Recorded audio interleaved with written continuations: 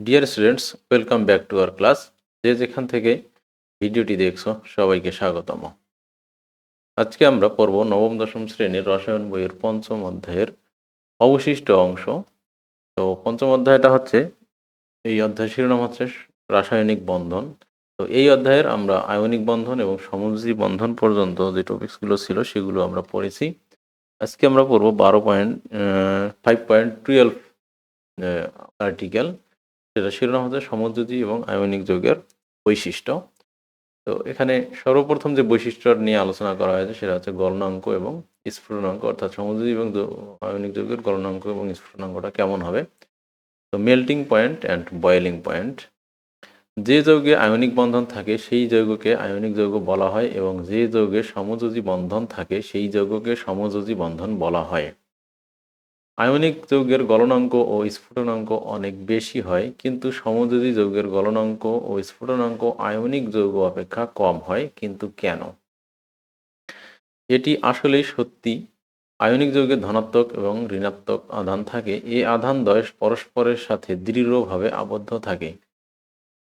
ইলেক তোমার তড়িৎচুম্বকীয় বল অর্থাৎ বৈদ্যুতিক বলে তোমার স্থির বৈদ্যুতিক বলেরা পরস্পরের সাথে সংযুক্ত থাকে।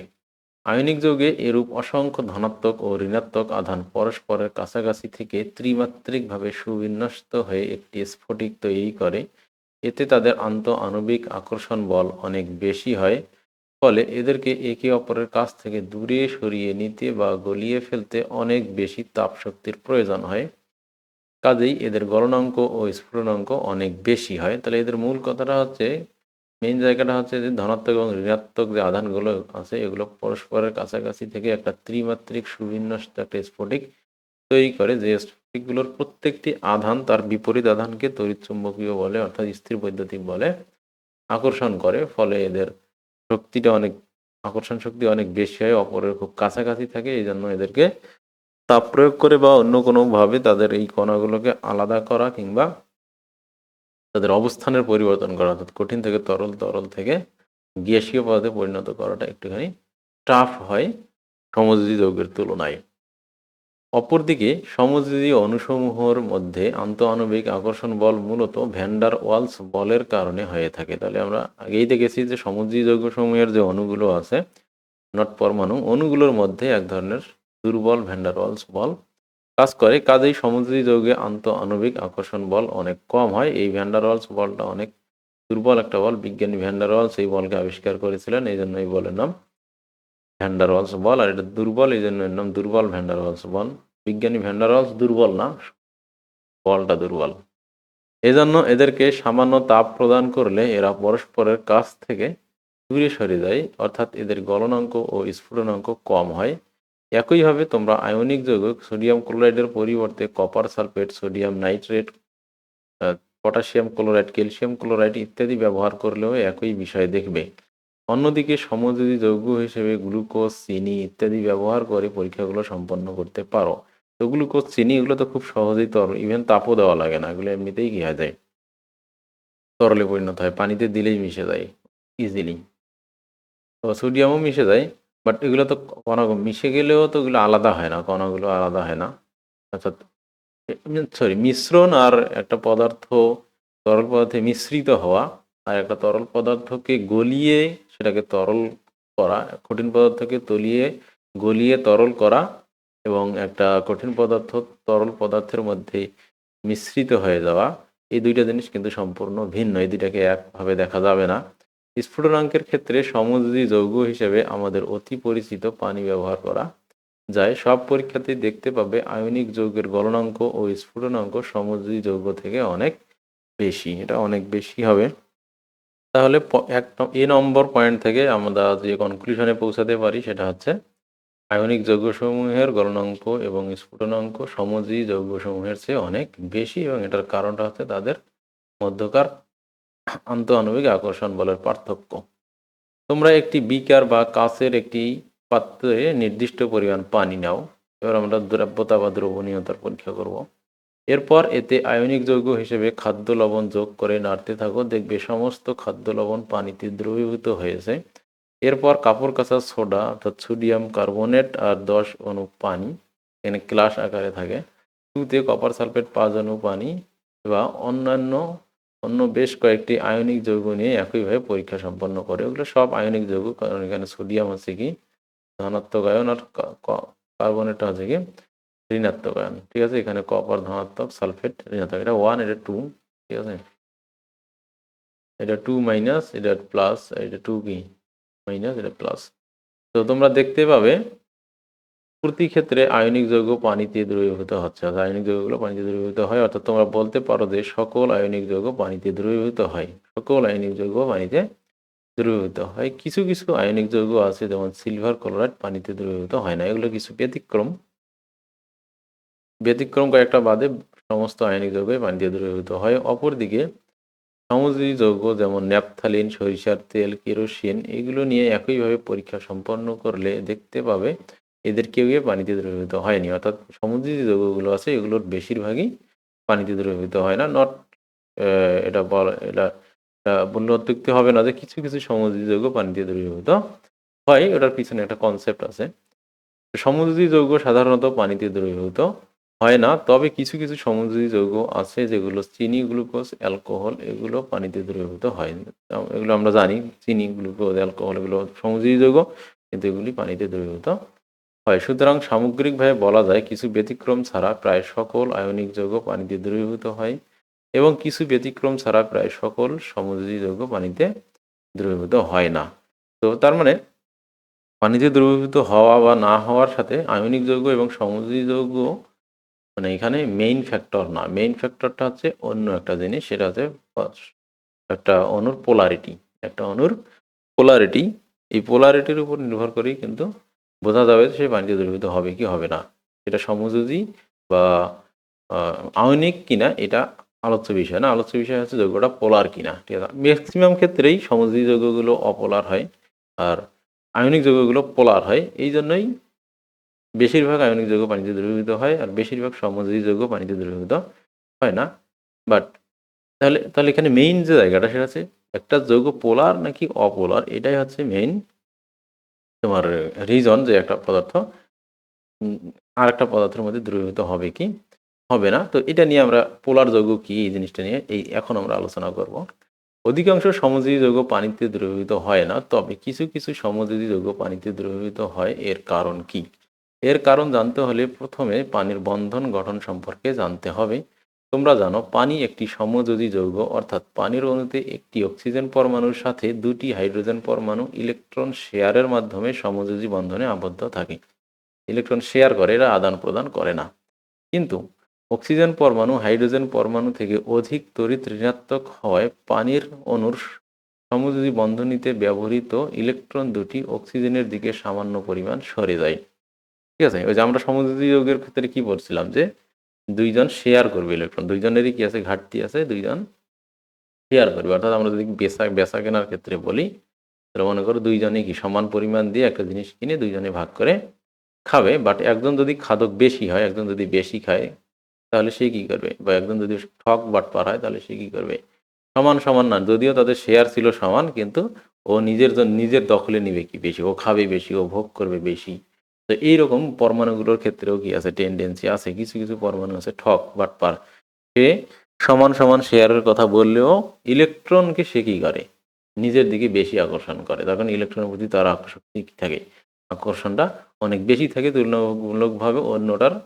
ওরও ইলেকট্রন প্রয়োজন, বাট ওর ইলেকট্রনের প্রতি তুলনামূলকভাবে একটু কম আকর্ষণ থাকে, ফলে অন্য যে মৌলটি আছে সেই ইলেকট্রনকে বেশি ভোগ করার সুযোগ পায়। যেমন অক্সিজেন এবং হাইড্রোজেনের ক্ষেত্রে ঠিক এই ঘটনাটি ঘটে। এখানে অক্সিজেন এবং হাইড্রোজেন যখন পরস্পরের সাথে কি করে, ইলেকট্রন শেয়ার করে, তখন এখানে যে একটা করে ইলেকট্রন শেয়ার হয়, সেক্ষেত্রে দেখা যায় যে এই যে ইলেকট্রন দুটি আছে দুটি সমানভাবে কি করার কথা, বিচরণ করার কথা, কিন্তু না, অক্সিজেন এটা অক্সিজেন, এটা হচ্ছে হাইড্রোজেন।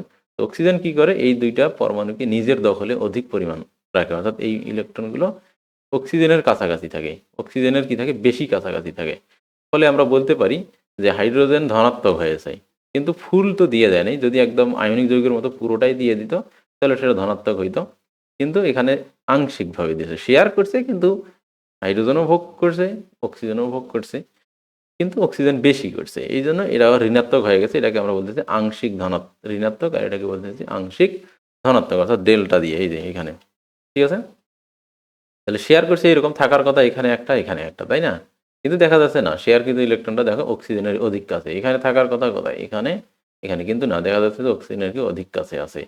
ফলে অক্সিজেনটা কি হয়ে গেছে, এই যে আংশিক ঋণাত্মক বলছে, ফুল ঋণাত্মক না, আংশিক ঋণাত্মক। আর হাইড্রোজেন দুইটা হয়ে গেছে কি আংশিক ধনাত্মক হয়ে গেছে। ঠিক আছে, এই আংশিক ধনাত্মক এবং আংশিক ঋণাত্মক দুইটা অংশ তৈরি হয়ে গেছে। তার মানে এটা সমুদ্রী যৌগ হওয়া সত্ত্বেও এখানে তোমার ধনাত্মক এবং ঋণাত্মক অংশ তৈরি হয়েছে। আয়নিক যৌগের ক্ষেত্রে একটা ফুল ধনাত্মক হয় আর একটা ফুল ঋণাত্মক হয়। আর এইখানে কি হয়েছে, একটা আংশিক ধনাত্মক, ফলে শেষ পর্যন্ত মানে অক্সিজেনের হাইড্রোজেন পানির অণুর গঠনটা এরকম হয়। ঠিক আছে, তো একটা হাইড্রোজেন অধিক পজিটিভ হয়ে যায় আর একটা ওএইচ কি হয়ে যায়, অধিক নেগেটিভ হয়ে যায়, এইরকম ঘটনাটা ঘটে শেষ পর্যন্ত। ঠিক আছে, এইরকম হয়, এই দুইটা একসাথে হয় আর এই দুইটা একসাথে। তাহলে এখানেও কি হলো, ধনাত্মক এবং ঋণাত্মক হলো, বাট এটা কি না, ফুল ধনাত্মক ঋণাত্মক না, আংশিক ধনাত্মক ঋণাত্মক, এই জন্য ডেল্টা। যাই হোক, আংশিক হোক এবং ফুললি হোক, ধনাত্মক এবং ঋণাত্মক দুটি প্রান্ত তৈরি হচ্ছে এখানে। এই যে ধনাত্মক এবং ঋণাত্মক প্রান্ত তৈরি হওয়া, এটা সমুদ্রী যৌগে হোক বা আয়নিক যৌগে হোক, এই ধনাত্মক ঋণাত্মক প্রান্ত আংশিকভাবে বা পূর্ণাঙ্গভাবে তৈরি হলেই সেই যৌগটাকে আমরা বলবো পোলার যৌগ। অর্থাৎ সেটি সমুদ্রী যৌগ নাকি আয়নিক যৌগ, এটা দেখার বিষয় না। দেখার বিষয় হচ্ছে যে এখানে দুইটা তোমার ধনাত্মক ঋণাত্মক পোল তৈরি হচ্ছে কিনা। ঠিক আছে, যেমন কার্বন ডাই অক্সাইডের ক্ষেত্রে যদি আমরা বলি, কার্বন এবং অক্সিজেন, এখানে কি হয়, কার্বন এবং অক্সিজেনের দুইজনেরই ইলেকট্রনের প্রতি সমান সমান আকর্ষণ, কেউ কারো থেকে কম যায় না, ইলেকট্রন সমানভাবে ভাগ হয়েছে, সমানভাবেই কি হবে এখানে তোমার বন্টিত হবে, কেউ এখানে কি করতে পারবে না, কার্বন অক্সিজেনের কাছ থেকে, অক্সিজেন কার্বনের কাছ থেকে ইলেকট্রন বেশি ভোগ দখল করতে পারবে না। তার কারণ এখানে দুইজনেরই ইলেকট্রনের প্রতি আকর্ষণটা সমান সমান আছে, কেউ কেউকে ছেড়ে দিবে না। এই জন্য এখানে কি হবে না, এই যেমন আংশিক ধনাত্মক আংশিক ঋণাত্মক এগুলি হবে না, এই জন্য এখানে দুইটা পোল তৈরি হবে না, আংশিক পোলও ইভেন তৈরি হবে না। তাহলে এই যে, তাহলে যখন দুইটি মৌল সমুদ্রী যৌগে, দুইটি অধাতু সমুদ্রী বন্ধনে আবদ্ধ হয়, তখন দেখা যায় যে ওই দুইটি মৌলের তড়িৎ ঋণাত্মকতা, অর্থাৎ ইলেকট্রনের প্রতি আসক্তির কি থাকে, পার্থক্য থাকে। আবার কখনো পার্থক্যটা কম থাকে। তো পার্থক্য বেশি থাকলে যার ইলেকট্রনের প্রতি আসক্তি বেশি, সেই ইলেকট্রনটাকে নিজের দিকে কি করে, অনেকখানি টেনে নেয়। ফলে সে আংশিক ঋণাত্মক হয় আর অন্যটা আংশিক ধনাত্মক হয়। ফলে তাদের মধ্যে দুইটি আংশিক ধনাত্মক ঋণাত্মক মেরু তৈরি হয়। আর সমুদ্রী যৌগ ফুল ধনাত্মক ঋণাত্মক মেরু তৈরি হয়, অর্থাৎ ধনাত্মক ঋণাত্মক মেরু কি হয়, তৈরি হয়। এই ধনাত্মক ঋণাত্মক মেরু তৈরি হওয়াটাকেই বলা হচ্ছে পোলারিটি। পোলারিটি এই বৈশিষ্ট্যটাকেই বলা হচ্ছে মৌলের পোলারিটি ধর্ম। আর যে যৌগে এটা হয় সেটা হচ্ছে পোলার যৌগ বা পোলার অণু। এখন এই পোলার অণুগুলো পোলার দ্রাবকে মিলে দ্রবীভূত হয়। তাহলে কোনো একটা তরল পদার্থ যদি পোলার হয়, তাহলে কোনো একটা যৌগ যদি পোলার হয়, তাহলে এই পোলার যৌগকে যদি পোলার তরলে, এটাকে দ্রাবক বলে, পোলার দ্রাবকে দেওয়া হয় তাহলে সেটা মিশে যাবে। আবার অপোলার দ্রাবকে অপোলার যৌগগুলো এইভাবে মিশে যাবে। ঠিক আছে, বুঝতে পারছো? তাহলে তেলের মধ্যে পানি মিশবে না, কারণ তেল হচ্ছে তেল তেল তেল সমুদ্রী যৌগ হওয়া সত্ত্বেও তেল হচ্ছে অপোলার। ঠিক আছে, আবার অ্যালকোহল আবার সমুদ্রী যৌগ হওয়া সত্ত্বেও কি পোলার। ঠিক আছে, তাহলে তেলের সাথে এই জন্য পানি মিশবে না। ঠিক আছে, অপোলারের সাথে অপোলার মিশবে, একটা তেলের সাথে আর একটা তেল মিশে যাবে। ঠিক আছে, একটা তেলের সাথে সয়াবিন তেলের সাথে সরিষার তেল মিশে যাবে, তখন দুইটাই হচ্ছে অপোলার। আর পানিও পোলার, অ্যালকোহল পোলার, এই জন্য অ্যালকোহল আবার পানি মিশে যাবে। আবার আয়নিক যৌগগুলো পোলার, এই জন্য আয়নিক যৌগ কী হবে, পানির সাথে বা অ্যালকোহলের সাথে মিশে যাবে, তার কারণ এরা উভয়ই হচ্ছে অপোলার। তাহলে আমরা এখানে বুঝলাম যে পোলারিটিটাই হচ্ছে দ্রবণীয়তার মূল কথা। আয়নিক যৌগ বা সমুদ্রী যৌগ এখানে কি না, ফ্যাক্টর না, ফ্যাক্টর হচ্ছে কি পোলারিটি। তো যে কারণে অক্সিজেন ওই যে সামান্য পরিমাণ সরে যায়, যে কারণে অক্সিজেন পরমাণু আংশিক ঋণাত্মক এবং হাইড্রোজেন পরমাণু আংশিক ধনাত্মক আধানপ্রাপ্ত হয়, অর্থাৎ পানির অণুতে আংশিক ধনাত্মক এবং আংশিক ঋণাত্মক প্রান্তের সৃষ্টি হয়। এই যে এরকম ধনাত্মক ও ঋণাত্মক আধানপ্রাপ্ত সমুদ্রী যৌগকে পোলার সমুদ্রী যৌগ বলে। ঠিক আছে, তাহলে পোলার সমুদ্রী যৌগ আমরা বুঝলাম। তাহলে এখান থেকে পোলার সমুদ্রী যৌগের সংজ্ঞা আমরা পেয়ে গেলাম যে আংশিক ধনাত্মক এবং আংশিক ঋণাত্মক প্রান্ত বিশিষ্ট সমুদ্রী যৌগকে বলা হয় পোলার সমুদ্রী যৌগ, ঠিক আছে। সুতরাং পানি একটি পোলার সমযোজী যৌগ এবং দ্রাবক হিসেবে একটি পোলার দ্রাবক। মনে রাখবে, সমযোজী বন্ধনস্থ ইলেকট্রন যুগলকে কোনো পরমাণু কর্তৃক নিজের দিকে আকর্ষণ করার ক্ষমতাকে উক্ত পরমাণুর তড়িৎ ঋণাত্মকতা বলে। তো তড়িৎ ঋণাত্মকতা জিনিসটা কি, যে ওই যে সমযোজী বন্ধনের মধ্যে ইলেকট্রন শেয়ার করছে, কিন্তু শেয়ারকৃত ইলেকট্রনকে তারা নিজ নিজ দখলে রাখার চেষ্টা করতেছে। এই যে ইলেকট্রনটাকে সে কতটুকু নিজের দিকে আকর্ষণ করতেছে, এই ক্ষমতাটাই হচ্ছে তার তড়িৎ ঋণাত্মকতা। এটাকে ডেল্টা প্লাস বা ডেল্টা মাইনাস দিয়ে যথাক্রমে আংশিক ধনাত্মক এবং আংশিক ঋণাত্মক আধানকে বোঝানো হয়েছে। তার মানে এখানে ফুল ধনাত্মক ঋণাত্মক আধান তৈরি হয় না। পোলার দ্রাবক পানিতে আয়নিক যৌগ যোগ করলে পানির অণুগুলোর ধনাত্মক প্রান্ত আয়নিক যৌগের ঋণাত্মক প্রান্ত বা অ্যানায়নকে আকর্ষণ করে। তাহলে এখানে দ্রবীভূত হওয়ার মূল জায়গাটা হচ্ছে এরকম। তো একইভাবে পানির অণুর ঋণাত্মক প্রান্ত আয়নিক যৌগের ধনাত্মক প্রান্ত বা ক্যাটায়নকে আকর্ষণ করে। এই আকর্ষণ বলের মান যখন আয়নিক যৌগের অ্যানায়ন ও ক্যাটায়নের মধ্যকার আকর্ষণ বল থেকে বেশি হয়, তখন অ্যানায়ন ও ক্যাটায়ন পরস্পর বিচ্ছিন্ন হয়ে পানির অণু দিয়ে বেষ্টিত হয়। এভাবে আয়নিক যৌগ পানিতে দ্রবীভূত হয়। সোডিয়াম ক্লোরাইড আয়নিক যৌগ, তাই সোডিয়াম ক্লোরাইড পোলার দ্রাবক পানির অণুতে দ্রবীভূত হয়। মিথানল CH3OH এটা সমযোজী যৌগ হওয়া সত্ত্বেও পোলার যৌগ, তাই মিথানল পোলার দ্রাবক পানিতে দ্রবীভূত হয়। মিথেন CH4 এটা আয়নিক যৌগ নয়, আবার এটা সমযোজী যৌগ, কিন্তু এটা পোলার যৌগও নয়, এটা অপোলার সমযোজী যৌগ। এই জন্য এটা মিথেন কি হবে না, পানিতে দ্রবীভূত হবে না। তাহলে আমরা সমযোজী যৌগের দুইটা প্রকার পাইলাম। একটা হচ্ছে পোলার সমযোজী যৌগ, তাহলে 1 নম্বরে আমরা পেলাম পোলার সমযোজী যৌগ, পোলার সমযোজী। আর একটা হচ্ছে কি অপোলার সমযোজী, ঠিক আছে। আর একটা হচ্ছে কি অপোলার সমযোজী। তাহলে পোলার সমযোজী এবং অপোলার সমযোজী। আচ্ছা, তো এরপর আমরা দেখি অপরদিকে সমযোজী যৌগে সাধারণত আয়নিক যৌগের মতো ধনাত্মক ঋণাত্মক প্রান্ত থাকে না, তাই পানির অণুর ধনাত্মক ও ঋণাত্মক প্রান্তের সাথে সমযোজী যৌগের মধ্যে আকর্ষণ বিকর্ষণ ঘটে না। ফলস্বরূপ সমযোজী যৌগটি পানিতে আয়ন আকারে ভেঙে যায় না, অর্থাৎ সমযোজী যৌগটি পানিতে দ্রবীভূত হয় না। তবে কিছু কিছু সমযোজী যৌগ আছে যাদের মধ্যে আংশিক ধনাত্মক এবং আংশিক ঋণাত্মক প্রান্ত দেখা যায়, অর্থাৎ পোলারিটি দেখা যায়, যেমন ইথানল। মানে সমস্ত অ্যালকোহলই হচ্ছে কি পোলার যৌগ, সমস্ত অ্যালকোহলই পোলার যৌগ। আর পানি নিজেও সমযোজী যৌগ হওয়া সত্ত্বেও পোলার। এখন তোমাদের মধ্যে একটা কোশ্চেন আসতে পারে, তাহলে সমযোজী যৌগ হওয়া সত্ত্বেও কেন পানিতে দ্রবীভূত হলো, সেটা তো তোমরা বুঝলা। কিন্তু আয়নিক যৌগ তো সবাই কি হওয়ার কথা, পোলার হওয়ার কথা। আয়নিক যৌগ সবাই কি হওয়ার কথা, পোলার হওয়ার কথা।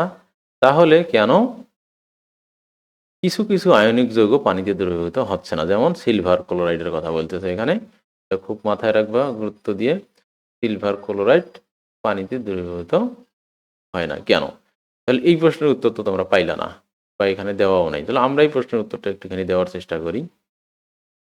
তো তোমরা যদি এটা ভালো করে পড়ে থাকো, তাহলে তোমরা দেখবা যখন সোডিয়াম ক্লোরাইড কি করা হচ্ছে, সোডিয়াম ক্লোরাইডকে পানিতে মেশানো হচ্ছে, যেমন সোডিয়াম ক্লোরাইড আর এখানে পানি, পানি ভেঙে কি হচ্ছে, এই আংশিক ধনাত্মক এবং আংশিক ঋণাত্মক হচ্ছে। আর সোডিয়াম ক্লোরাইডও একইভাবে ভেঙে কি হচ্ছে, সোডিয়াম প্লাস এবং ক্লোরাইড মাইনাস হচ্ছে। এরপর কি করতেছে, এই জিনিসটা কাকে আকর্ষণ করতেছে, পানির যে ধনাত্মক প্রান্তটা সেটা লবণের ঋণাত্মক প্রান্তকে আকর্ষণ করতেছে, আর পানির যে ঋণাত্মক প্রান্ত সেটা কাকে আকর্ষণ করতেছে, সোডিয়ামকে আকর্ষণ করতেছে। ফলে তাদের মধ্যে এইরকম একটা চতুস্থলকীয় বন্ধন তৈরি হচ্ছে। অর্থাৎ সব মানে সোডিয়ামের পাশে কি থাকতেছে, একটা OH থাকতেছে, আর এই OH এর সাথে যে H প্লাস থাকতেছে তার সাথে আবার একটা কি থাকতেছে, Cl থাকতেছে। এইরকম একটা চতুর্মাত্রিক কি আছে, গঠন তৈরি হচ্ছে। এরকম করে যদি আমরা সবগুলো পূর্ণ করি, তাহলে এইদিকে একটা কি থাকবে,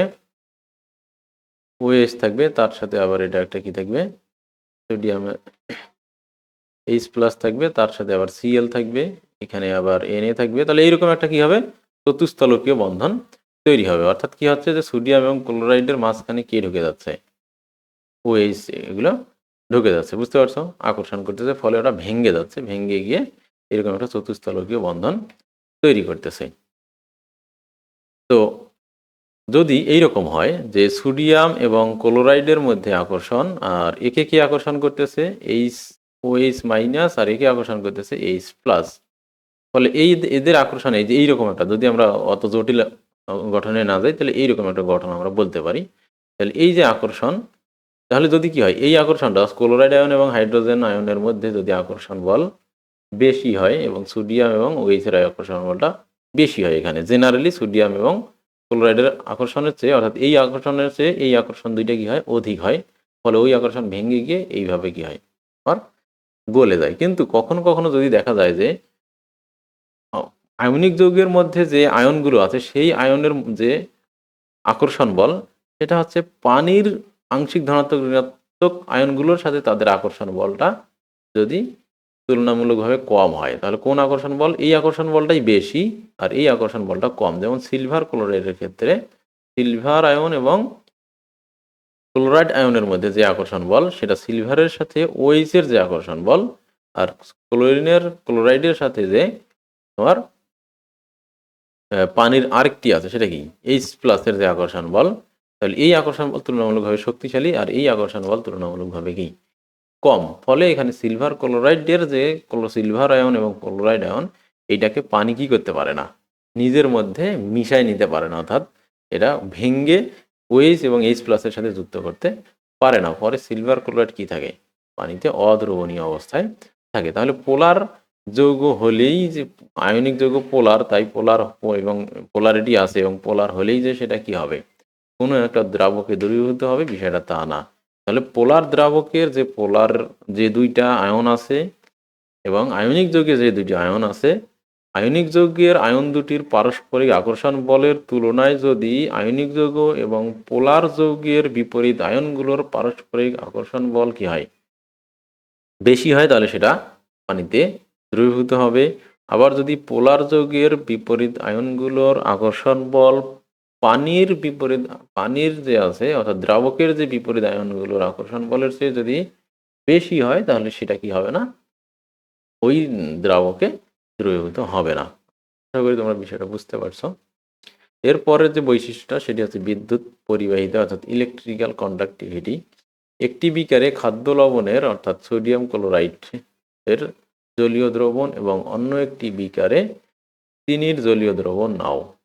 এবার উভয় দ্রবণে ইলেকট্রোড হিসেবে দুটি গ্রাফাইট দণ্ড কিংবা যে কোনো ধাতব দণ্ড ডুবিয়ে দণ্ডদ্বয়ের সাথে ছবিতে দেখানো উপায়ে ব্যাটারি ও বাল্ব যুক্ত করে বর্তনী পূর্ণ করো। এগুলোকে বলা হয় ইলেকট্রোড, যেগুলো তোমার এরকম এই পরীক্ষায় যেগুলো পানির মধ্যে ডুবিয়ে দেওয়া হয় সেগুলোকে ইলেকট্রোড বলে। এরপর পর্যবেক্ষণ করে কি দেখলে, দেখবে যে খাদ্য লবণের দ্রবণযুক্ত বর্তনীতে বাল্ব জ্বলছে, কিন্তু চিনির জলীয় দ্রবণযুক্ত বর্তনীতে বাল্ব জ্বলছে না। অর্থাৎ খাদ্য লবণ বা সোডিয়াম ক্লোরাইডের জলীয় দ্রবণ বিদ্যুৎ পরিবহন করে, কিন্তু চিনির জলীয় দ্রবণ বিদ্যুৎ পরিবহন করে না। এ থেকে তোমরা মন্তব্য করতে পারবে যে আয়নিক যৌগ জলীয় দ্রবণে বিদ্যুৎ পরিবহন করে, কিন্তু সমযোজী যৌগ জলীয় দ্রবণে বিদ্যুৎ পরিবহন করে না। এর কারণ কি? এর কারণ তোমরা নিশ্চয়ই অনুমান করতে পারছো, বিদ্যুৎ পরিবহনের জন্য প্রয়োজনীয় বিচ্ছিন্ন ধনাত্মক বা ঋণাত্মক আয়ন, অর্থাৎ বিদ্যুৎ পরিবহনের জন্য ধনাত্মক এবং ঋণাত্মক আয়ন প্রয়োজন বা ইলেকট্রন প্রয়োজন, এবং এটা বিচ্ছিন্ন হইতে পারবে, পরস্পরের সাথে সংযুক্ত তোমার আয়ন বিদ্যুৎ পরিবহন করবে না। বিচ্ছিন্ন ধনাত্মক ঋণাত্মক আয়ন লাগবে। খাদ্য লবণের জলীয় দ্রবণে ধনাত্মক আয়ন হিসেবে সোডিয়াম আয়ন এবং ঋণাত্মক আয়ন হিসেবে ক্লোরাইড আয়ন বিদ্যুৎ পরিবহন করে। যেহেতু জলীয় দ্রবণে আয়নিক যৌগসমূহ বিচ্ছিন্ন এবং ধনাত্মক ঋণাত্মক আয়ন হিসেবে অবস্থান করে, কাজেই সকল আয়নিক যৌগ জলীয় দ্রবণে বিদ্যুৎ পরিবহন করে। তাহলে সোডিয়াম ক্লোরাইডকে যখন পানিতে দ্রবীভূত করা যায়, তখন আমরা দেখলাম যে এরা কি করে, পানির যে H প্লাস আর OH মাইনাস আছে এগুলো ডেল্টা হবে, তো অনেক সময় এগুলো ডেল্টা লেখা হয় না। এগুলোর আকর্ষণে যখন এই আকর্ষণ বলটা কি হয়ে যায়, ভেঙে যায়, ভেঙে গিয়ে যখন এর পাশাপাশি চলে আসে, তখন মূলত এরা প্রত্যেকটা আয়নই কি করে, পরস্পরের সাথে শক্তভাবে যুক্ত হয়ে থাকে না, প্রত্যেকেই এরকম বিচ্ছিন্ন হবে, পাশাপাশি থাকে, বাট এদের বন্ডিংগুলো কি হয় না, শক্ত হয় না, তারা চলাচল করতে পারে। এরকম বিচ্ছিন্ন সোডিয়াম ক্লোরাইড এবং সোডিয়াম আয়ন এবং ক্লোরাইড আয়নগুলো কী করে মেইনলি বিদ্যুৎ পরিবহন করে। এই একইভাবে এই তোমার কিন্তু এই যে সোডিয়াম ক্লোরাইড যদি ধাতু হিসাবে থাকে, অর্থাৎ এটা কঠিন পদার্থ হিসাবে থাকে, ধাতু না, কঠিন পদার্থ হিসাবে যখন খাদ্য লবণ হিসেবে থাকবে বা অন্য কিছু, তখন কিন্তু তুমি যদি এর মধ্যে তার দাও তোমরা, তাহলে দেখবা যে বিদ্যুৎ পরিবহন করো, তাহলে বিদ্যুৎ পরিবহন করবে না। কেন করবে না? কারণ এখানে যে পজিটিভ এবং নেগেটিভ আয়নগুলো আছে সেগুলো অবিচ্ছিন্ন। এগুলো কি অবিচ্ছিন্ন, অর্থাৎ পরস্পরের সাথে এগুলো শক্তিশালী কি তড়িৎ চুম্বকীয় বল দ্বারা, অর্থাৎ স্থির বিদ্যুতিক বল দ্বারা কি এরা ইয়ে থাকে, পরস্পরের সাথে সংযুক্ত থাকে। কিন্তু বিদ্যুৎ পরিবহনের জন্য প্রয়োজন বিচ্ছিন্ন আধান। কি আধান? বিচ্ছিন্ন ধনাত্মক বা ঋণাত্মক আধান। এগুলো শুধুমাত্র আয়নিক যৌগগুলো যখন পানিতে দ্রবীভূত হয়, জলীয় দ্রবণে দ্রবীভূত হয়, তখনই সেটা বিচ্ছিন্ন হয়। কিন্তু যখন তারা তরল হিসেবে থাকে তারা অবিচ্ছিন্ন হিসেবে থাকে। এই জন্য কঠিন আয়নিক যৌগ বিদ্যুৎ পরিবহন করে না, কিন্তু তরল আয়নিক যৌগ বিদ্যুৎ পরিবহন করে। অপরদিকে জলীয় দ্রবণে সমযোজী যৌগ বিদ্যুৎ পরিবহন করে না, কারণ সমযোজী যৌগ কোনো বিচ্ছিন্ন আয়ন তৈরি করে না। তো সমযোজী যৌগ কঠিন অবস্থায়ও করে না, দ্রবীভূত অবস্থায়ও করে না, কোনো অবস্থাতেই করে না। তার কারণ এর মধ্যে কি নাই? দুইটি পোলার নেই। তবে পোলার সমযোজী যৌগ যেগুলো আছে সেগুলো খুব অল্প পরিমাণে তোমার জলীয় দ্রবণে বিদ্যুৎ পরিবহন করে। যখন একা থাকবে তখন সে বিদ্যুৎ হালকা পরিবহন করে। পানিতে যদি অ্যালকোহল মিশানো হয় তখনও সে কী করবে? অল্প পরিমাণে বিদ্যুৎ পরিবহন করবে। তার কারণ তার ধনাত্মক ঋণাত্মক আধানগুলো অল্প, আমরা বলছি এগুলো হচ্ছে কি আংশিক, এই কারণে। আর দ্রবণে আয়ন না থাকলে তা কখনোই বিদ্যুৎ পরিবহন করতে পারে না। তো আশা করি তোমরা এগুলো বুঝতে পারছো। তো বিদ্যুৎ পরিবহন মূলত পোলার যৌগগুলোই বিদ্যুৎ পরিবহন করে, সেটা আয়নিক হোক বা সমযোজী যৌগ হোক। পোলার যৌগগুলো দ্রবণীয় অবস্থায় বিদ্যুৎ পরিবহন করে, কিন্তু অদ্রবণীয় অবস্থায় একমাত্র ধাতু ছাড়া অন্য কোনো পদার্থ কঠিন অবস্থায় বিদ্যুৎ পরিবহন করে না। তার কারণ যখন তারা কঠিন অবস্থায় থাকে তখন তারা পোলার হোক বা অপোলার হোক, তারা পরস্পরের সাথে অত্যন্ত দৃঢ়ভাবে সংযুক্ত থাকে। ঠিক আছে? এখানে বিচ্ছিন্ন আয়ন থাকে না। সহজ কথা হচ্ছে বিচ্ছিন্ন আয়ন থাকে না কঠিন অবস্থায়। আর দ্রবণীয় অবস্থায় পোলার যৌগগুলোতে বিচ্ছিন্ন আয়ন তৈরি হয়। এই জন্য তারা পোলার যৌগগুলো দ্রবণীয় অবস্থায় বা দ্রবীভূত অবস্থায় বিদ্যুৎ পরিবহন করে। ক্যালসিয়াম ক্লোরাইড দ্রবণে ক্যালসিয়াম আয়ন এবং ক্লোরাইড আয়ন থাকে। হাইড্রোজেন ক্লোরাইড দ্রবণে হাইড্রোজেন আয়ন এবং ক্লোরাইড আয়ন থাকে। কাজেই এরা দ্রবণে বিদ্যুৎ পরিবহন করে। গ্লুকোজ অর্থাৎ C6H12O6 দ্রবণে আয়ন আকারে বিভক্ত হয় না, তাই গ্লুকোজ দ্রবণে বিদ্যুৎ পরিবহন করে না। তো এই ছিল বিষয়। এরপর হচ্ছে কেলাস গঠন, অর্থাৎ কেলাস জিনিসটা কি, এটা তোমার খুব পরীক্ষায় না আসলেও জিনিসটা খুব গুরুত্বপূর্ণ। কেলাস অর্থাৎ ফরমেশন অফ ক্রিস্টাল জিনিসটা কি। তো প্রতিটি দল দুটি, এটা কেলাস গঠন তৈরি করার কথা বলতেছে। তো ক্রিস্টাল জিনিসটা কি? ক্রিস্টাল জিনিসটা হচ্ছে যে সকল পদার্থের মধ্যে তোমার একটা ইউনিফর্ম ত্রিমাত্রিক চতুস্থলকীয় একটা বন্ধন তৈরি হবে। কি হবে দেখো, সোডিয়াম ক্লোরাইড, এর উপরে একটা সোডিয়াম ক্লোরাইড, এখানে ক্লোরাইড, এখানে ক্লোরাইড, এখানে সোডিয়াম। তো এই রকম একটা কি হয় বন্ধন তৈরি হয় কার ক্ষেত্রে? এই যেগুলো আয়নিক যৌগ আছে সেগুলোর ক্ষেত্রে এইরকম এই জিনিসটা কি হয় কন্টিনিউ করতে থাকে। সব দিকেই কি করে ওরা ধনাত্মক এবং ঋণাত্মক আয়নগুলো এইভাবে কি থাকে পরস্পরের সাথে সংযুক্ত থাকে। এখানে আবার ক্লোরিন থাকবে, এখানে সোডিয়াম থাকবে, এর মধ্যে আকর্ষণ হবে, এখানে সোডিয়াম থাকবে, এখানে ক্লোরাইড থাকবে। মানে এইভাবে কি হবে একটা ইউনিফর্ম গঠন কি হবে চতুস্থলকে। এর এর উপরেও থাকবে, এর কি থাকবে, এই ক্লোরিনের উপরে একটা সোডিয়াম থাকবে, নিচে একটা সোডিয়াম থাকবে, এই সোডিয়ামের উপরে একটা ক্লোরিন, নিচে একটা ক্লোরিন, এইরকম করে একটা চতুস্থলকীয় কি করবে গঠন তৈরি করে। আমি শুধুমাত্র একটা প্লেন দেখাইলাম, কিন্তু এইরকম অসংখ্য প্লেন কি করবে তার উপর থাকবে, তার উপর থাকবে, অর্থাৎ চতুর্দিকে। এটা যেমন ডান দিকে আছে, যেমন বাম দিকে আছে, উপরের দিকে আছে, নিচের দিকে আছে, ঠিক সেই রকম এইরকম লেয়ার কি এই তোমাদের মোবাইলের পৃষ্ঠের উপরে আছে এবং নিচে আছে, অর্থাৎ উপর নিচে, কিন্তু দেখানো সম্ভব হচ্ছে না। উপরেও এরকম লেয়ার আছে, নিচেও কি আছে এরকম লেয়ার আছে। চতুর্দিকে এরকম একটা চতুস্থলকীয় গঠন যখন তৈরি হয় তখন এই গঠনগুলোকে বলা হয় কেলাস গঠন। এটা সবসময় এরকম চারটা চারটাই করে হবে না, কখনো কখনো 6টা হইতে পারে, 5টা হইতে পারে, এরকমও হয়। তো ম্যাক্সিমাম ক্ষেত্রে এরকম চতুস্থলকীয়ই হয়। তো এইটাকেই বলা হয় ক্রিস্টাল বা কেলাস গঠন। সাধারণত আয়নিক যৌগগুলো এরকম কেলাস গঠন করে, একটা লেয়ার আর একটা লেয়ারের সাথে যুক্ত হয়। এই জন্য এই আয়নিক যৌগগুলোকে ফাটানো যায়। তোমরা দেখবে পাথর, লবণ, বড় বড় পাথরকে, লবণকে ছোট ছোট দানায় রূপান্তর করা যায়।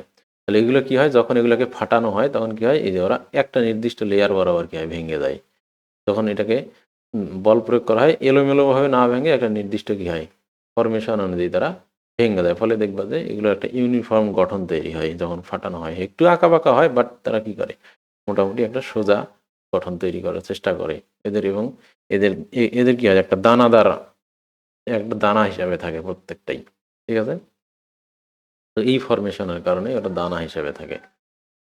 তো এটা গঠন করা যায় কিভাবে, দেখো একটি একটি বিকারে খাদ্য লবণ এবং অপর একটি বিকারে খানিকটা চিনি নেও। চিনির সংকেত হচ্ছে এটা, এই চিনির সংকেত মাথায় রাখবা 12, মানে 12, 22 এবং 11।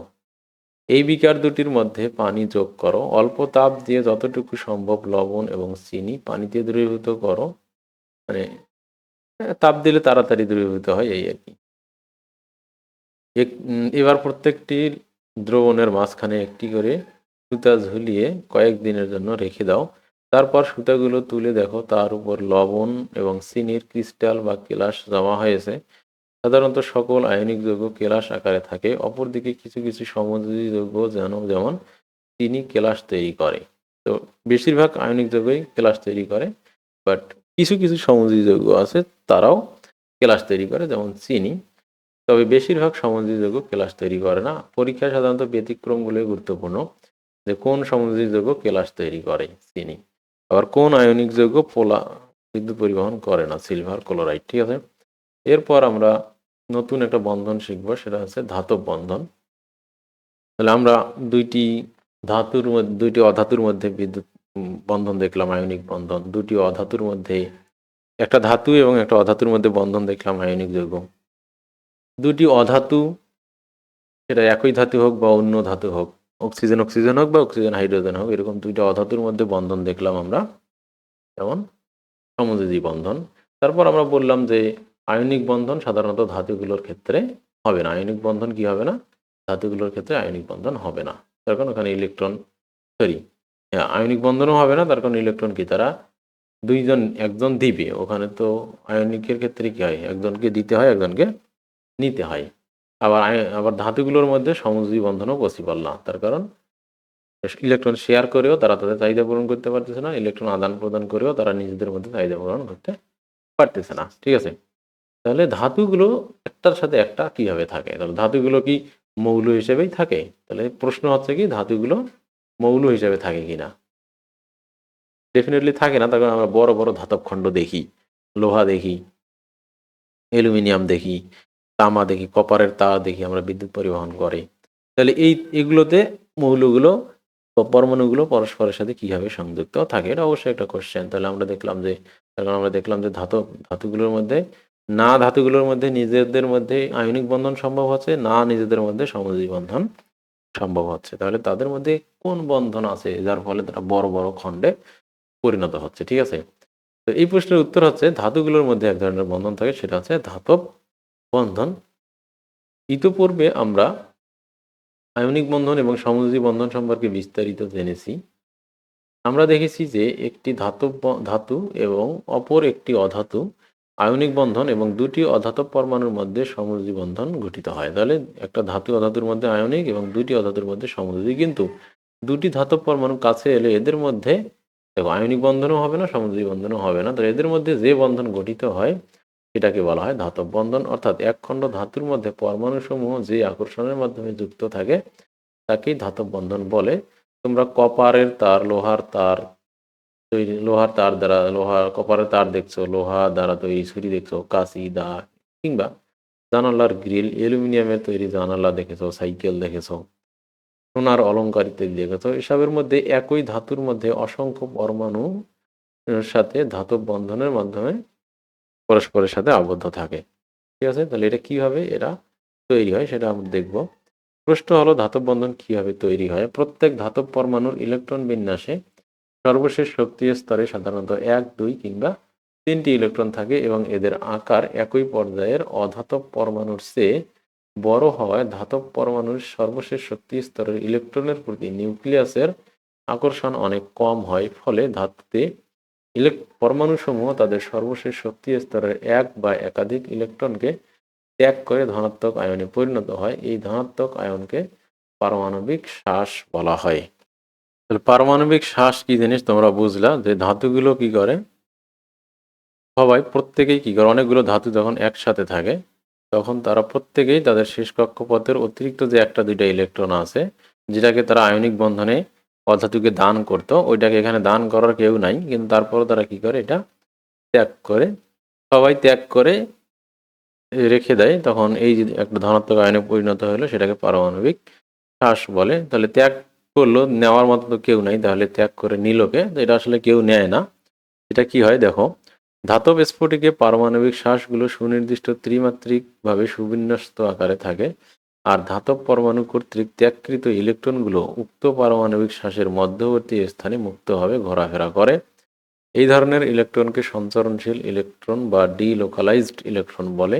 এই ইলেকট্রনগুলো কোনো নির্দিষ্ট পরমাণুর অধীনে না থেকে পুরো ধাতব খণ্ডের সবগুলো ধাতব আয়নের ইলেকট্রন হয়ে যায়।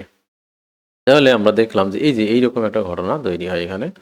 তো আমরা জানি যে ইলেকট্রন ত্যাগ করার, গ্রহণ করার মতো কেউ না থাকলে ইলেকট্রন ত্যাগ করা যায় না, কিন্তু এখানে এরা কি করে, ইলেকট্রন ত্যাগ করে, গ্রহণ করার মতো কেউ না থাকার ফলে সমস্ত ইলেকট্রন কি করে, এই এই ধনাত্মক, এগুলো হচ্ছে ধনাত্মক ধাতু, এবং ইলেকট্রনগুলো কি করে, এলোমেলোভাবে পুরো এই অংশে কি করে, পুরো যে ধাতব খণ্ড আছে, পুরো ধাতব খণ্ডের মধ্যে এই ইলেকট্রনগুলো কি করে, ঘুরে বেড়ায়, পুরো ধাতব খণ্ডের মধ্যে এই ইলেকট্রনগুলো এলোমেলোভাবে ঘুরে বেড়ায়। ফলে কার ইলেকট্রন কোনটি এটাকে সহজে কি করা যায় না, আবদ্ধ করা যায় না। অর্থাৎ ইলেকট্রনগুলো, একটা ইলেকট্রন যখন একটা যৌগ মৌল হিসেবে থাকে, তখন একটা ইলেকট্রন একটা নির্দিষ্ট নিউক্লিয়াসের অধীনে থাকে, কিন্তু এখানে যখন সবাই কি করে ইলেকট্রন ছেড়ে দেয়, এই ইলেকট্রনগুলো একটা নির্দিষ্ট ইলেকট্রন একটা নির্দিষ্ট মৌলের অধীনে থাকে না। ফলে এখানে কি হয়, এই সামগ্রিকভাবে সমস্ত ইলেকট্রন এই সামগ্রিকভাবে সমস্ত মৌলের অধীনে থাকে।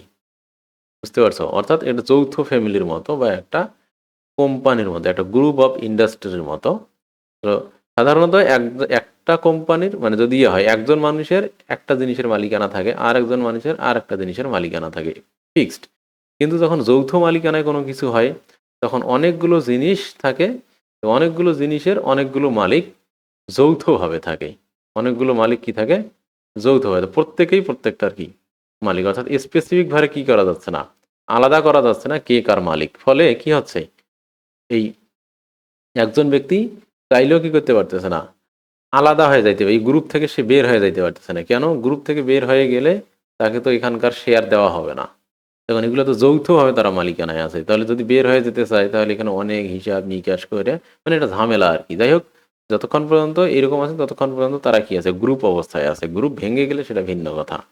বাট এই যে, তাহলে অনেকগুলো জিনিসের যৌথ মালিকানার কারণে মালিকগুলোর মধ্যে কি হয়, একটা সম্পর্ক তৈরি হয়, তাদের মধ্যে একটা গ্রুপ তৈরি হয়, তারা একসাথে থাকে, একসাথে বসে, একসাথে মিটিং করে, যখন কোনো কিছু খরচ করে বা লভ্যাংশ যখন তারা নেয়, তখন কি করে, একসাথে বসেই কি করে, এটা করে। ঠিক সেই রকম এখানে কি করছে, প্রত্যেকটা ধাতু একটা একটা বা দুইটা দুইটা বা তিনটা তিনটা করে ইলেকট্রন কি করছে, ছেড়ে দিছে। ছেড়ে দিয়ে ওই ইলেকট্রনগুলো পুরো ধাতব খণ্ডের মধ্যে কমনলি ঘুরে বেড়াচ্ছে। ফলে একটা নির্দিষ্ট ইলেকট্রন একটা নির্দিষ্ট ধাতুর অধীনে নেই, কিন্তু প্রত্যেকটা ইলেকট্রনই কি আছে, সামগ্রিকভাবে সমস্ত পরমাণু বা নিউক্লিয়াস বা ধাতুগুলোর কি আছে, অধীনে আছে। এককভাবে নেই, কিন্তু সামগ্রিকভাবে প্রত্যেকটা ইলেকট্রনের মালিক কি, এই নিউক্লিয়াসগুলো বা এই পরমাণুগুলো। ফলে কি হয়েছে, এদের মধ্যে একটা গ্রুপ তৈরি হয়েছে, এদের মধ্যে একটা বন্ধন তৈরি হয়েছে। এই বন্ধনটাকে বলা হচ্ছে কি, ধাতব বন্ধন। ঠিক আছে? তো এই উদাহরণটা তোমরা মাথায় রাখবে, এটা গ্রুপ অফ ইন্ডাস্ট্রিজের মতো কাজটা অনেকটা। তো বলা যেতে পারে ইলেকট্রনের সাগরে পারমাণবিক ধাতব আয়নগুলো স্ফটিকের আকারে সুবিন্যস্তভাবে সজ্জিত থাকে। অর্থাৎ ইলেকট্রনগুলো ঘোরাফেরা করে, এটা ইলেকট্রন সমুদ্র। আর ধাতুগুলো, ধাতুর যে ধাতব পরমাণুগুলো আছে, ধাতব পরমাণুর শ্বাস অর্থাৎ ধনাত্মক শ্বাসগুলো, এগুলোকে তোমার ওই পানির মধ্যে কি করতেছে, ইলেকট্রন যদি ইলেকট্রনের সাগরের মধ্যে তারা কি করতেছে, অবস্থান করতেছে। তো এখানে মাথায় রাখবা যে ধাতব যে তোমার এই ধাতব বন্ধনে যে স্ফটিকগুলো হয়, স্ফটিকগুলো কিন্তু ধনাত্মক চার্জ বিশিষ্ট হয়। তো ধাতব স্ফটিকে স্ফটিক না, শ্বাস, পারমাণবিক যে শ্বাসগুলো হয় ধাতব বন্ধনে, এই শ্বাসগুলো তোমার পজিটিভ চার্জে চার্জিত হয়। ধাতব স্ফটিকে দুটি ধাতব আয়নের মধ্যবর্তী স্থানে যখন একটি সঞ্চরণশীল ইলেকট্রন অবস্থান করে তখন ইলেকট্রনের প্রতি উভয় ধাতব আয়নে স্থির বৈদ্যুতিক আকর্ষণে আকর্ষিত হয়। যে বললাম যে নির্দিষ্ট কোনো ইলেকট্রনকে তারা আকর্ষণ করে না, নির্দিষ্ট কোনো ইলেকট্রনের মালিক সে নয়। সে কি করে, মাঝখানে সামগ্রিকভাবে সবগুলোরই মালিক সে। ফলে যখনই কাছে একটা ইলেকট্রন আসে তখন এই ইলেকট্রনকে এও আকর্ষণ করে, এও আকর্ষণ করে, ফলে কি হলো, তাদের মধ্যে একটা বন্ডিং তৈরি হলো। আবার এটাকেও আকর্ষণ করে, এটাকেও আকর্ষণ করে, যত, তাই না? সে সবগুলোরই কিন্তু ভাগিদার, এককভাবে কোনো একটা ইলেকট্রনের প্রতি সে আর ভাগিদার না। ঠিক আছে? আবার তার ইলেকট্রন সে একদম ছেড়েও দেয়নি, ইলেকট্রনের দাবি, সে আবার ইলেকট্রনকে কি নিজের মধ্যে চায়ও, তার কারণ সেটা তো পজিটিভ। এই কারণে ধাতব আয়ন দুটি পরস্পর থেকে বিচ্ছিন্ন হতে পারে না, এটাই মূলত ধাতব বন্ধনের মূল কারণ। ধাতুর মধ্যে সঞ্চরণশীল এই ইলেকট্রনগুলোই মূলত তাপ এবং বিদ্যুৎ পরিবহনের জন্য দায়ী। এতক্ষণে বোঝা গেল যে ধাতুগুলো কেন বিদ্যুৎ পরিবহন করে। বিদ্যুৎ পরিবহনের জন্য বিচ্ছিন্ন ধনাত্মক অথবা ঋণাত্মক আধান প্রয়োজন, বা এর আগে আমরা দেখলাম যে বিচ্ছিন্ন আয়ন প্রয়োজন।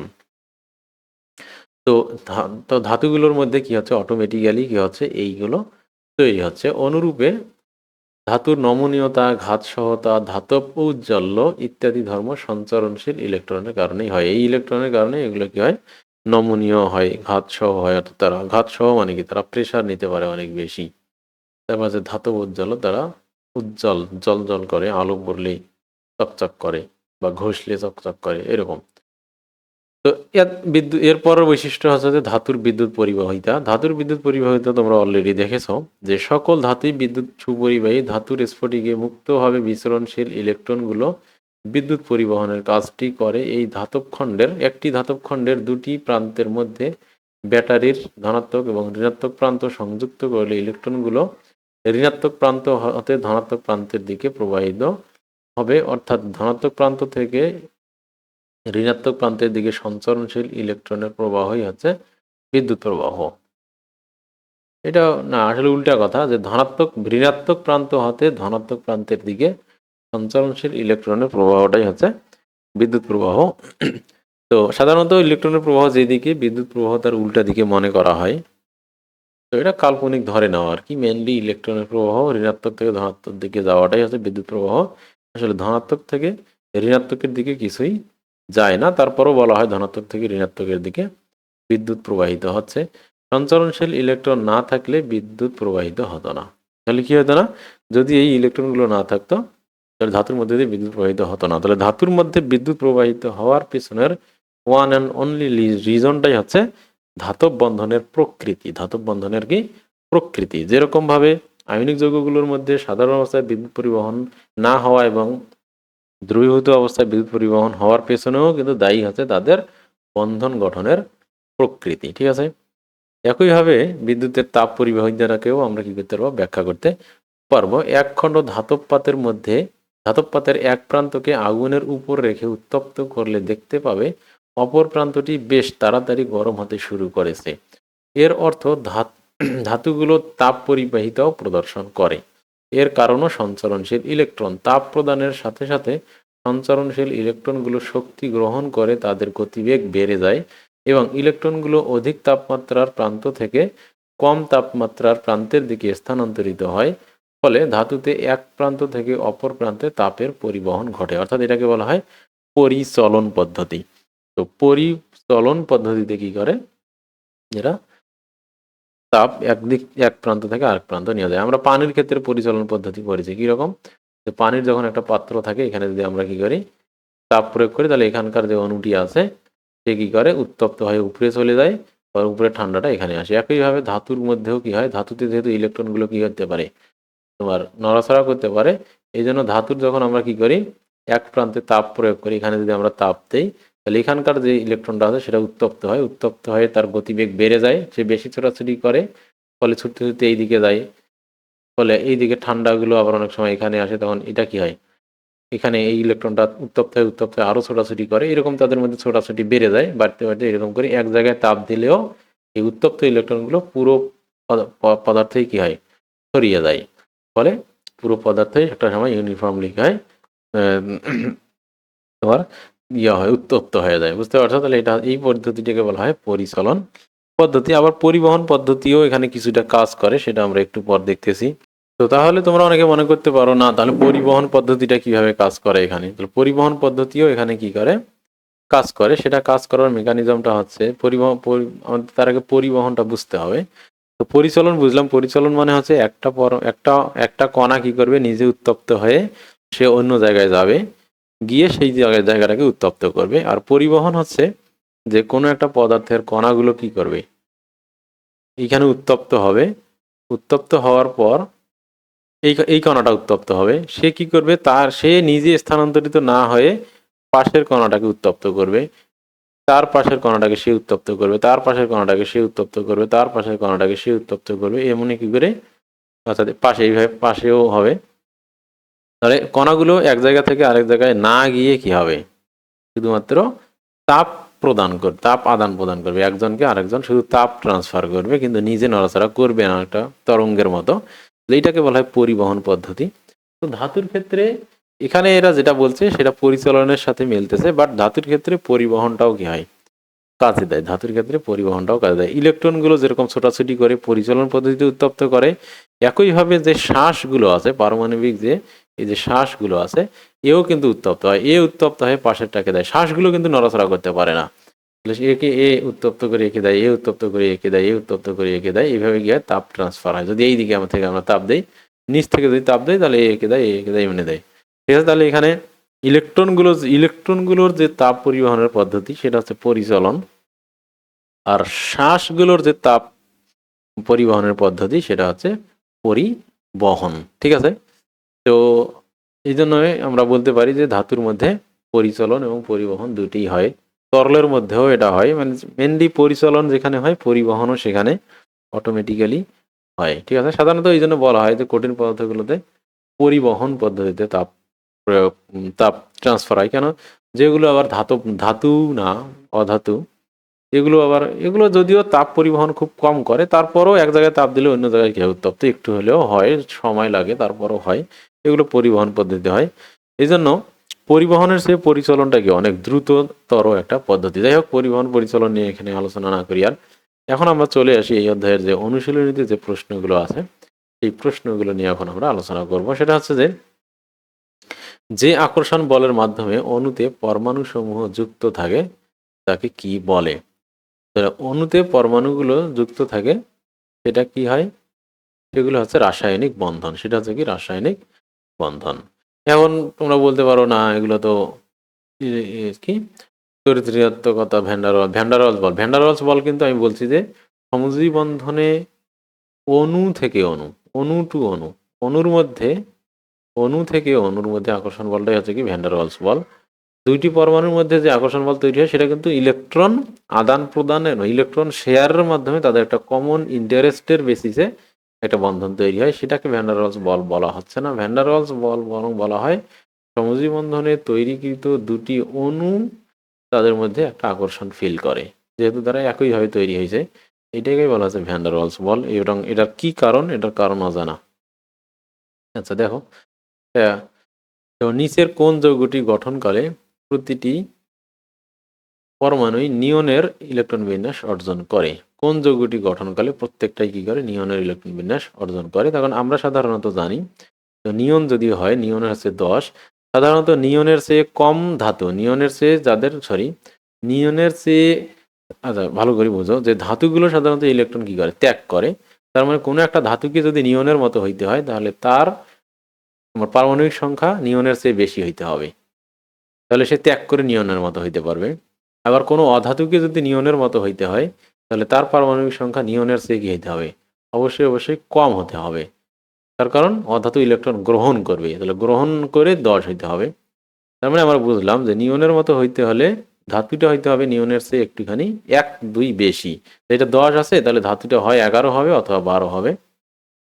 আর অধাতুটা কত হবে, এখানে যেহেতু 10 হইতে হবে, তো অধাতুটা হয় 8 হবে অথবা কি হবে, 9 হবে। তার কারণ ধাতু গ্রহণ করে 10 হবে আর অধাতু ত্যাগ করে 10 হবে। তাহলে এখানে তোমরা দেখো, ক্লোরিন তো 17, তার মানে এটা আগেই বাদ।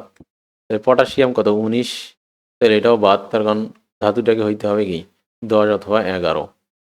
ক্যালসিয়াম সালফার 16, এটাও বাদ, তখন তখন হইতে হবে 8 9। তাহলে এখানে অক্সিজেন, এই যে ম্যাগনেসিয়াম কত 12 আর অক্সিজেন কত 8, তার মানে এখানে মিলতেছে। তাহলে উত্তর হচ্ছে কি ম্যাগনেসিয়াম অক্সাইড। তাহলে বুঝতে পারছো কিভাবে আমরা এটা চেক করব। যে তারপর যদি আর্গনের মতো হয়, আর্গনের মতো হইতে হলে আর্গন হচ্ছে 18, তাহলে ধাতু কি হইতে হবে হয় 19 অথবা 20, আর অধাতু কি হইতে হবে তার চেয়ে কম, এটা 16 বা 17। ঠিক আছে, তো এইভাবে তোমরা একটা বেসিক কনসেপ্ট ধারণা দিলাম আমি, প্রত্যেকটা ভেঙে ভেঙে হিসাব করার দরকার নাই। এরপর আছে নিচের মৌলগুলোর ইলেকট্রনিক কাঠামোর আলোকে 3 ও 4 নং প্রশ্নের উত্তর দাও। তাহলে এখানে দেখো বোঝা যাচ্ছে এটা হাইড্রোজেন, আর এখানে কত আছে 8 2 10, এটা আছে সোডিয়াম, আর এটা কত আছে, এটা চতুর্থ কক্ষপথ 19টা আছে, এখানে কত দেওয়া আছে দেখো এটা 17। তাহলে দেখো 2 এখানে 8 দিয়ে 10 আর 7 17, এটা হচ্ছে 17, এটা সোডিয়াম, হ্যাঁ 11, আর এটা হচ্ছে কত 1। 17 যদি হয় তাহলে এটা হচ্ছে ক্লোরিন। তো আগে আমরা চিনে নিলাম এগুলি। ডি চিহ্নিত মৌলের কোন যোজনীটি অসম্ভব, তাহলে ডিতে কোনটা আছে ক্লোরিন আছে, তো ক্লোরিনের যোজনী তো কত হবে, নাকি এখানে দেখি কত আছে।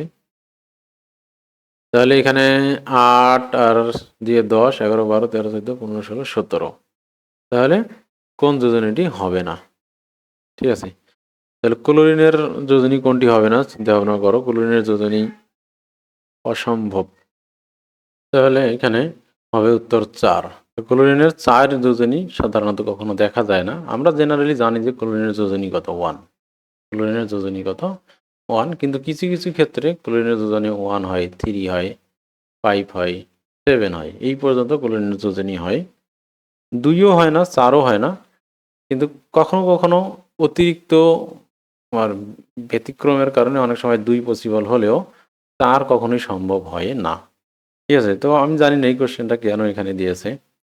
এরপর দেখো বি মৌলটি, তাহলে বি যে মৌলটি আছে, বি মৌলটি কত সোডিয়াম, এই মৌলটি 2 ধরনের বন্ধন গঠন করে, এটা কি সঠিক কিনা।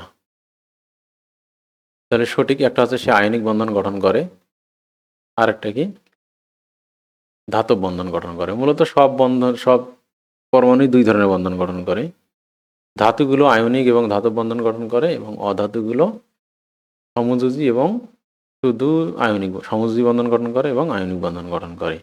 ঠিক আছে, এ কে ইলেকট্রন দান করে, তাহলে হাইড্রোজেন সোডিয়ামকে হাইড্রোজেনকে ইলেকট্রন দান করে নাকি কখনো, সোডিয়াম হাইড্রেট যখন হয় তখন কি করে ইলেকট্রন দান করে। ঠিক আছে, এরপর বলছে ডি এর সাথে যুক্ত হয়ে পানিতে দ্রবীভূত হয়, তাহলে সোডিয়াম ক্লোরাইড হয়, তাহলে সোডিয়াম ক্লোরাইড কি করে তোমার পানিতে দ্রবীভূত হয়, তাহলে এটা সবকটাই সঠিক। ঠিক আছে,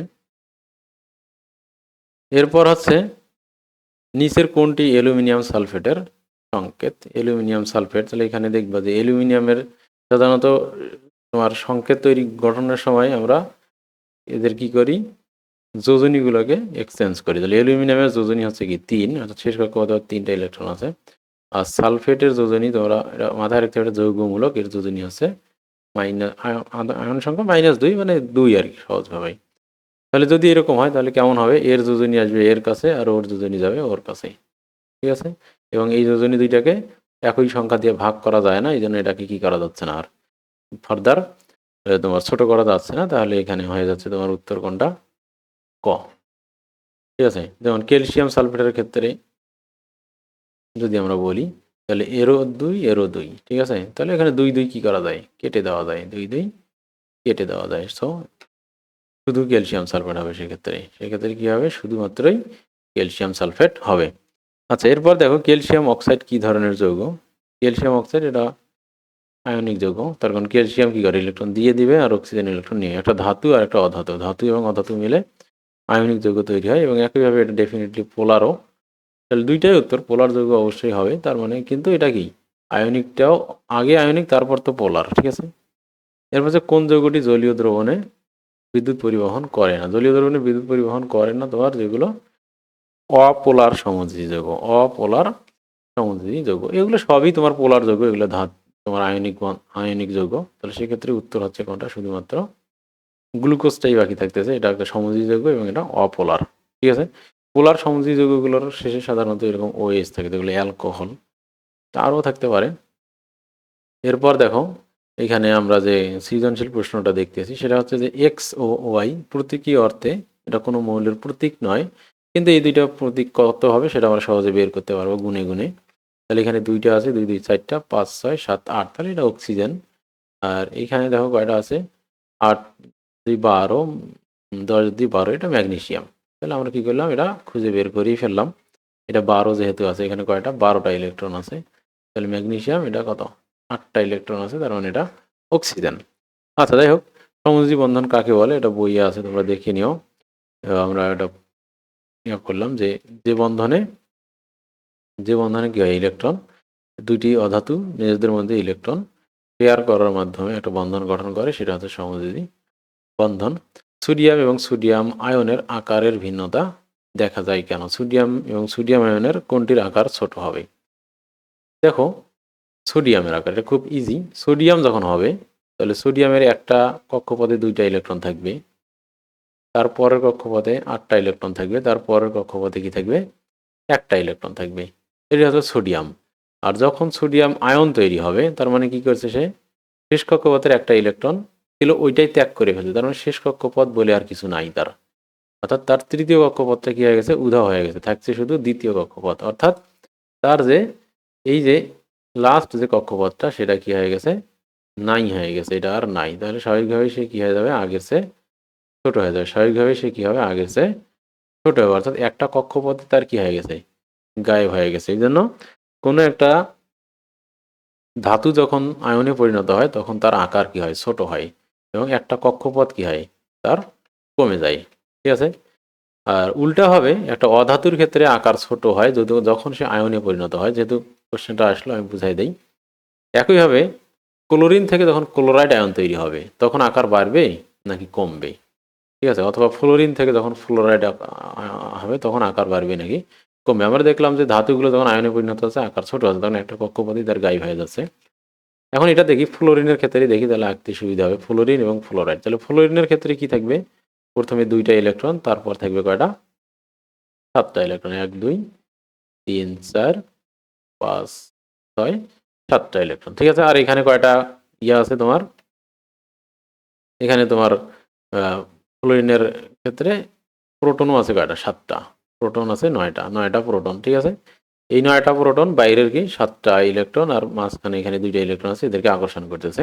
এখন যখন ফ্লোরাইডে পরিণত হবে, তার মানে এখানে একটা ইলেকট্রন কি হয়ে যাবে, যুক্ত হয়ে ফ্লোরাইড হবে। ফ্লোরাইডের মধ্যে ইলেকট্রন থাকবে কয়টা, 9টা, সরি 8, 9 আর কি 10টা থাকবে, এবং এটা কি হবে, এখানে চলে আসবে। আর শেষ কক্ষপথে 8টা ইলেকট্রন হবে।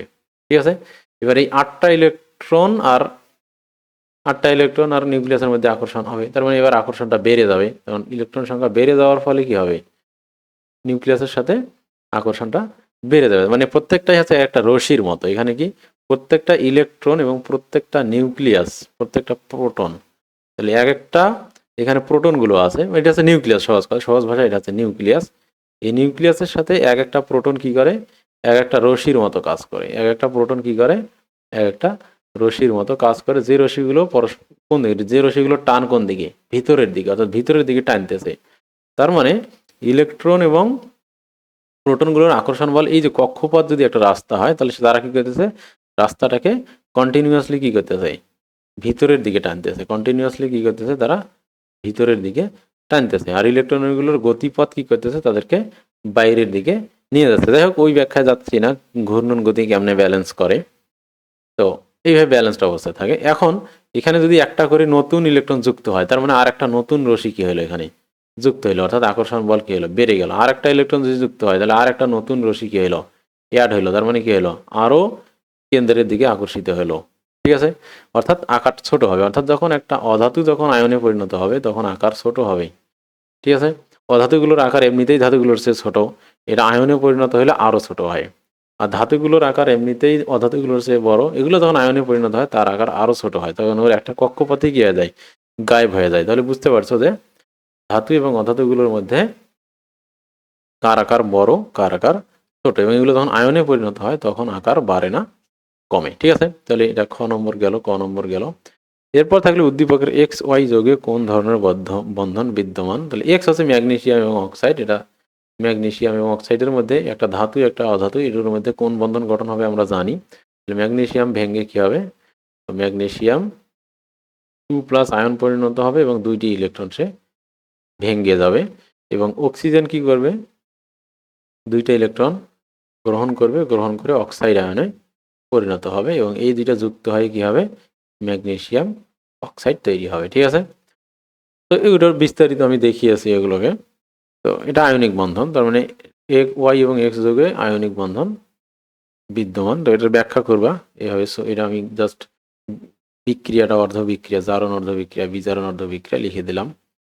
এরপর দেখো এক্স আয়নিক যৌগ ও সমযোজী যৌগ উভয় ধরনের বন্ধন গঠন করলেও ওয়াই কখনো সমযোজী বন্ধন গঠন করে না, কেন? তো এটার কারণও আমরা বলছি। এটার কারণটা হচ্ছে অক্সিজেনের ক্ষেত্রে অক্সিজেন কি করতে পারে, অক্সিজেন হচ্ছে আমরা জানি অধাতুগুলো তোমার আয়নিক বন্ধন এবং সমযোজী বন্ধন উভয়টাই গঠন করতে পারে, কিন্তু ধাতুগুলো কখনোই আয়নিক বন্ধন ছাড়া সমযোজী বন্ধন গঠন করতে পারে না, কেন?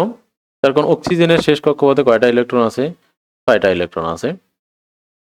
তো 6টা ইলেকট্রন, তার ঘাটতি আছে কয়টা, 2টা ইলেকট্রন। সে কি করতে পারে, 2টা ইলেকট্রন অন্যের কাছ থেকে গ্রহণ করতে পারে, গ্রহণ করে 8 হবে। অথবা এই 6টার মধ্যে সে যদি 2টা ইলেকট্রন কারোর সাথে কি করে, শেয়ার করে, 2টা ইলেকট্রন শেয়ার করার বিনিময়ে সে আরও 2টা ইলেকট্রন কি পাবে। তাহলে 6 আর 2, 2টা ইলেকট্রন শেয়ার করলে অতিরিক্ত 2টা পাবে অন্যের কাছ থেকে। তাহলে 6 আর 2 কত হবে, 8টা ইলেকট্রন হবে। আর একটা মৌল সর্বোচ্চ ইলেকট্রন শেয়ার করতে পারে, সর্বোচ্চ তার কক্ষপথে 6টা ইলেকট্রন আছে ততটাই শেয়ার করতে পারবে। এখন অক্সিজেনের 6টা আছে, সে 6টা শেয়ার করতে পারবে, কিন্তু তা তো 6টার দরকার নাই, সে মাত্র 2টা শেয়ার, 2টা প্রয়োজন, সে 2টা শেয়ার করবে, 2টা শেয়ার করে 2টা ভাগে পাবে। তাহলে 6 আর ভাগে পাওয়া 2টা মিলে হইল 8। তাহলে এইভাবে সে অষ্টক পূরণ করে, বুঝতে পারছো? কিন্তু ম্যাগনেসিয়ামের ক্ষেত্রে শেষ কক্ষপথে আছেই 2টা ইলেকট্রন, তাহলে সে অন্যের সাথে শেয়ার করবে কয়টা ইলেকট্রন, 2টা ইলেকট্রনই শেয়ার করবে।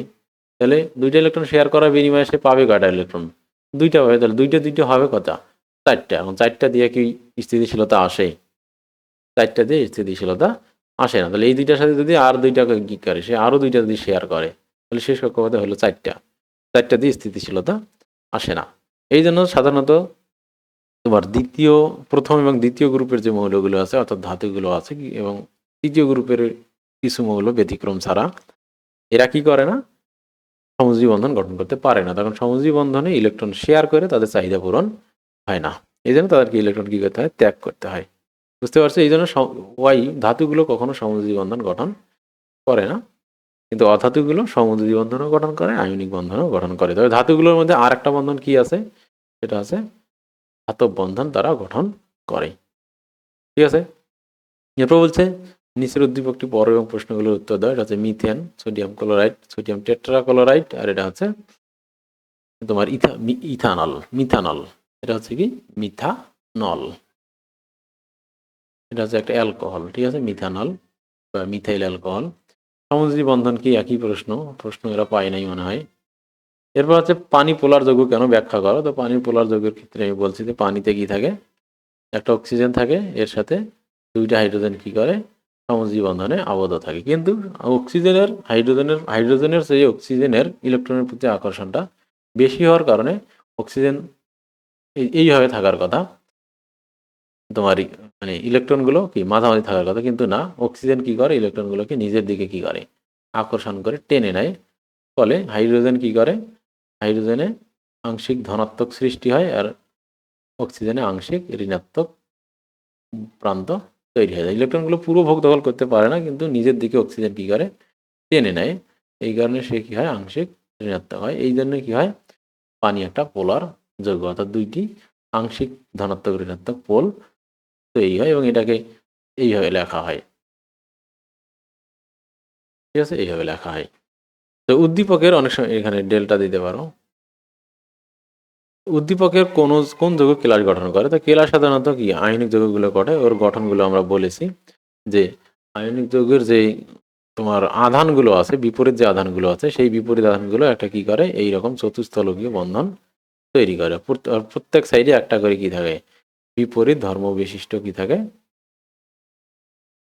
তোমার থাকে, বিপরীত ধর্ম বিশিষ্ট আধান থাকে। তো এইরকম করে কি হয়, তার বন্ধনটা তৈরি হয়, চতুস্থলকীয় গঠন তৈরি হয়। ঠিক আছে, এরকম করে বাড়তেই থাকে। বুঝতে পারছো? তো এই জন্য এটা হচ্ছে কি বি যৌগের গঠন কেলাস হবে, অর্থাৎ আয়নিক যৌগগুলো কেলাস গঠন করবে। ঠিক আছে, এরপর বলছে যে উদ্দীপকের বি যৌগটি পানিতে দ্রবীভূত হলেও সি যৌগটি পানিতে দ্রবীভূত কেন হবে না? বি হচ্ছে একটা আয়নিক যৌগ, এটা হচ্ছে আয়নিক যৌগের ক্ষেত্রে পানিতে দ্রবীভূত হওয়ার কৌশলগুলো আমরা জানি যে আয়নিক যৌগে কি থাকে, তোমার পোল থাকে, এবং পানিতেও কি থাকে, দুইটা পোল থাকে। তাহলে আয়নিক যৌগের পোলটা এইভাবে ভেঙে যায়। তো সোডিয়াম আর ক্লোরাইড ভেঙে গিয়ে কোথায় হয়, সোডিয়াম পানির ওএইচ দ্বারা আকর্ষিত হয় আর ক্লোরাইড পানির এইচ প্লাস দ্বারা আকর্ষিত হয়। এরকম করে চতুর্দিকে ওএইচ, এই প্রত্যেকটার মাঝখানে আবার কি ঢুকে যায়, এখানে এখানে এই সোডিয়াম এবং ক্লোরাইডের মাঝখানে তোমার ওএইচ ঢুকে যায়। ঠিক আছে, এইচ প্লাস ঢুকে যায়, এইচ প্লাস ওএইচ প্লাস, এরকম করে এইচ এইচ প্লাস আর ওএইচ মাঝখানে ঢুকে গিয়ে ওএইচটা কি হয়, এর সাথে যুক্ত হয়। তো অত বড় দেখানোর দরকার নেই, এরকম দুই একটা দেখাবো তোমরা। তো এইভাবে বন্ধনটা তৈরি হয়। ঠিক আছে, তার ফলে এই আয়নিক পোলার যৌগগুলো কি করে, পোলার দ্রাবক পানি দিয়ে দ্রবীভূত হয়। কিন্তু সি যৌগটি হচ্ছে কার্বন টেট্রাক্লোরাইড, এটা হচ্ছে গিয়ে একটা অপোলার সমযোজী যৌগ। তো কার্বনের সাথে যখন ক্লোরিন কি হবে, চতুর্দিকে যুক্ত হবে, এখানে ইলেকট্রনগুলো কার্বন দখল করে নিতে পারবে না বা ক্লোরিনও দখল করতে পারবে না, অর্থাৎ ইলেকট্রনগুলো সমান সমানভাবেই কি হবে, দখল হবেই। ঠিক আছে, এক্ষেত্রে কেউ ইলেকট্রনকে নিজের দিকে টেনে নিতে পারবে না, তার কারণে দুইজনেরই তড়িৎ ঋণাত্মকতা মোটামুটি সমান। যদিও দুইটা মূল্যে তড়িৎ ঋণাত্মকতা বলো তড়িৎ ধনাত্মকতা বলো কখনোই সমান হয় না, কিন্তু কাছাকাছি হয়। যখন কাছাকাছি হয় তখন তারা এটা করতে পারে না, কিন্তু যখন পার্থক্যটা তড়িৎ ঋণাত্মকতার পার্থক্য অনেক বেশি থাকে তখন একজন ইলেকট্রন দখল করে নিতে পারে। তো সেই রকম কার্বন এবং ক্লোরাইডের উভয়ের তড়িৎ ঋণাত্মকতার পরিমাণ মোটামুটি সমান, এই জন্য এগুলো অপোলার সমযোজী যৌগ। এগুলো কি হয় না, দুইটা পোল তৈরি করে না, এই জন্য কার্বন টেট্রাক্লোরাইডটা পানিতে দ্রবীভূত হয় না। ঠিক আছে, তো এই অধ্যায় আমাদের এখানে শেষ হলো, আশা করি তোমরা বুঝতে পারছো। আমি এই অধ্যায়টাকে অত্যন্ত বিস্তারিতভাবে ব্যাখ্যা করার চেষ্টা করেছি। তো পরের যে 6th অধ্যায়, মৌলের ধারণা এবং রাসায়নিক গণনা, এটা হচ্ছে তোমার গাণিতিক রসায়ন, এটা খুবই ইম্পর্টেন্ট একটা অধ্যায়, এবং এই অধ্যায়টা তোমাদের ইন্টারমিডিয়েটে প্রচুর কাজে লাগবে। ঠিক আছে, তো এরপর আমরা এই অধ্যায় দিয়ে শুরু করব। আজকে এই পর্যন্ত থাক, আমাদের সাথে থাকার জন্য ধন্যবাদ।